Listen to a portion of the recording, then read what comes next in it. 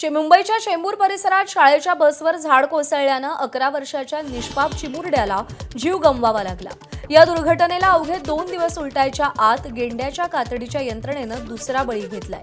साकीनाका परिसरात खैरानी रोडवर एका उघड्या मॅनहोलमध्ये पडून असलम शेख नावाच्या इसमाचा मृत्यू झाला। 20 ते 25 फूट खोल मॅनहोलच्या देखभाल आणि दुरुस्तीचं काम खासगी कंत्राटदाराकडे होतं। काम सुरू असल्यानं मॅनहोलचं झाकण उघडं होतं। धक्कादायक म्हणजे उघड्या मॅनहोल भोवती बॅरिकेड्सही लावण्यात आले नव्हते।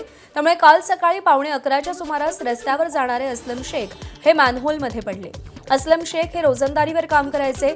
कधी एल्फिन्स्टनची चेंगराचेंगरी, कधी एखादं झाड, कधी उघडं मॅनहोल आणि कधी एखादा ओव्हरहेड ब्रिज तर कधी एखादा खड्डा मुंबईकरांचा जीव घेईल याची शाश्वतीच राहिली नाहीये। तुम्ही फक्त नियमांचं काटेकोर पालन करायचं आणि वेळेत टॅक्स भरून यंत्रणेच्या तुंबड्या भरायच्या। फोडाफोडीच्या राजकारणात नेते व्यस्त झालेत तर मॅनहोल आणि थोड्याच्या पावसामुळे कोसळणाऱ्या संकटात जनता मात्र त्रस्त झालीये, भरडली जातीये। तिथे 2 माणसे उभी केली होती आणि ते कदाचित पादचाऱ्यांना सूचना पण देत असतील, परंतु साहजिकच घाईघाईमध्ये चालणारे सगळे पादचारी ती सूचना समजून घेऊ शकत नाहीत। आणि या ठिकाणी दुर्दैवाने ही काळजी न घेतल्यामुळं, म्हणजे प्रत्यक्षामध्ये त्या मॅनहोलला जाळी लावून त्याला सुरक्षित करण्याचा प्रयत्न चालू होता, परंतु ते करत असताना काळजी न घेतल्यामुळं उघडलेल्या मॅनहोलमध्ये हे पादचारी त्याच्यामध्ये पडले आणि दुर्दैवाने त्यांचा मृत्यू झाला। त्यामुळे ही अतिशय गंभीर घटना आहे। राहिलेलं काम होतं आणि ते करताना सुरक्षिततेची दखल घेतली नाही। ही बाब खूप गंभीरपणे घेतली आहे आणि त्याच्यामुळं या घटनेची अगदी सविस्तर चौकशी करण्यासाठी मी आमचे अतिरिक्त आयुक्त पश्चिम उपनगरे जे एसओ हा विभाग त्यांच्याकडे आहे, त्यांच्या अध्यक्षतेखाली एक कमिटी नेमलेली आहे। दरम्यान साकीनाक्यात मॅनहोलमध्ये पडून जीव गेल्यानंतर महापालिकेनं पुन्हा एकदा कारवाईचं शस्त्र उपसलंय। अतिरिक्त महानगरपालिका आयुक्तांच्या अध्यक्षतेखाली उच्चस्तरीय चौकशी समिती स्थापन करण्यात आली। त्यामुळे आधी मग जीव जातात आणि मग कारवाईचे कागदी घोडे नाचवले जातात, हेच पुन्हा एकदा दिसून आलंय। दरम्यान दुपारी महापालिका आयुक्त अश्विनी भिडे यांची 3 वाजता पत्रकार परिषद होणार आहे।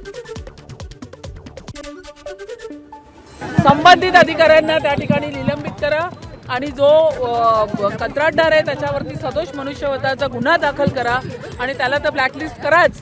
पण ह्याच बरोबर या ठिकाणी असलेले संबंधित वॉर्ड ऑफिसर असतील, या ठिकाणी असलेले उपायुक्त असतील, सहाय्यक आयुक्त असतील, कनिष्ठ अभियंता असतील, या सगळ्यांना या ठिकाणी आम्ही निलंबित केलेले। याची ऑर्डर मी या ठिकाणी इथे घेऊन आलेली आहे। तुमच्या माहितीसाठी सांगते, ऑन द स्पॉट आम्ही निलंबित केलेले। या ठिकाणी दुर्दैवी ही घटना घडली आणि त्याच्यामध्ये मृत पावलेल्या व्यक्तीच्या कुटुंबाला मी महापौर म्हणून या ठिकाणी 10 लाख रुपये जाहीर करण्यासाठी मी पालिका प्रशासनाला सांगितले।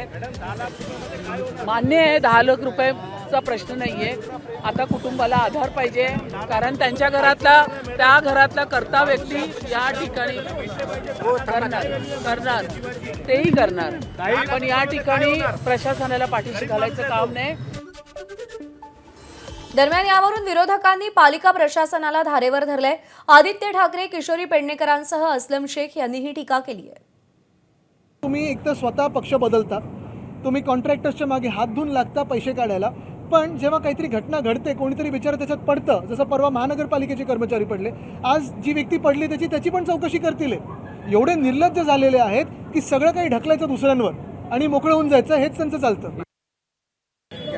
लोकांची सुरक्षता वाऱ्यावर लागली आहे।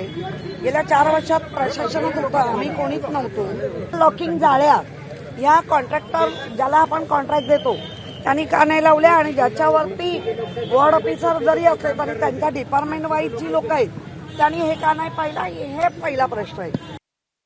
ज्या टायमाला महापौर मॅडम दौरा करत होते, त्यांचा अधिकारी त्यांच्या समोर खड्ड्यात पडला, तरी सुद्धा यांची झोप जात नाही। आज 3 दिवस 3 लोकांचे मृत पावले, एक लहान मुलगा एक गेला, आज तो अन्सारी म्हणून एक गेला, म्हणजे लोकांचा जीव जात आहे आणि आपण फक्त बघत राहायचं। लोकांच्या जीवाशी खेळायचं काम हा सरकार करत। तर रस्त्यावरील मॅनहोल आणि त्या संदर्भातले नियम नेमके काय आहेत, ग्राफिक्सच्या माध्यमातून पाहूया। पाण्याचा निचरा होण्यासाठी झाकण काढलं जातं, कचरा वाहून जाण्यासाठी जाळीही काढली जाते। केवळ पालिका अधिकाऱ्यांना जाळी काढण्याचा अधिकार आहे.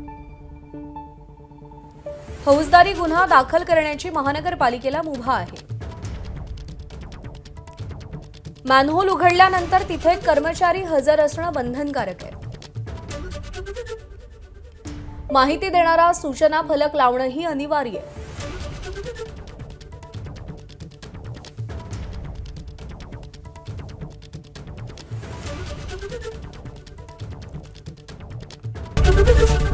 एबीपी माझा, उघडा डोळे बघा नीट.